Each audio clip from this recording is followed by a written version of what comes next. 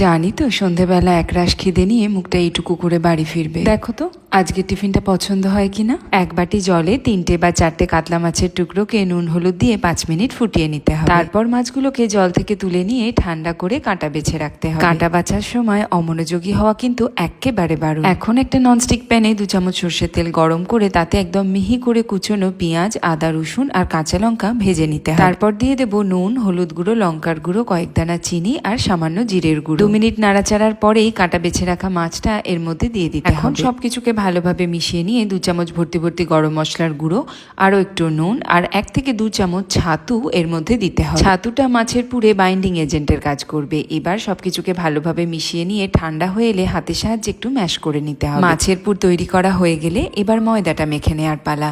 ময়দায় নুন, সাদা তেল আর অল্প অল্প জল দিয়ে মাখতে হবে। লুচির জন্য আমরা যেরকম ময়দা মাখি সেরকমই মাখতে হবে, শুধু ময়ান মানে সাদা তেলটা একটু বেশি দিতে হবে। তারপর তো দেখতেই পাচ্ছ 20 মিনিটের জন্য ময়দাটাকে রেস্টে রেখে ছোট ছোট লেচি কেটে নিতে হবে। এখন এই লেচিগুলোর মধ্যে অল্প অল্প মাছের পুর ভরে রেডি করে নিতে হবে। কলিং বেলটা বেজে উঠলো যে, দরজাটা খুলে দিয়ে কড়াই সাদা তেলটা গরম করতে বসিয়ে দাও। সে বরং ওদিকে ফ্রেশ হতে থাকুক আর তুমি হালকা হাতে কচুরিগুলোকে বেলে গরম তেলে 2 পিঠ ভালো করে উল্টে পাল্টে ভেজে তুলে রাখো। বাঙালিদের প্রিয় মাছের কচুরি একদম তৈরি। এর সাথে সঙ্গ দেওয়ার জন্য বানাতে পারো কাশ্মীরি আলুর দম। বাড়িতে বানিয়ে জানাবে কেমন লাগলো তোমাদের। এই মাছের কচুরি কিন্তু তোমরা ভেটকি বা রুই মাছ দিয়েও বানাতে পারো। আর হ্যাঁ, তোমায় বলছি, চুপি চুপি রিলস দেখে চলে গেলে হবে?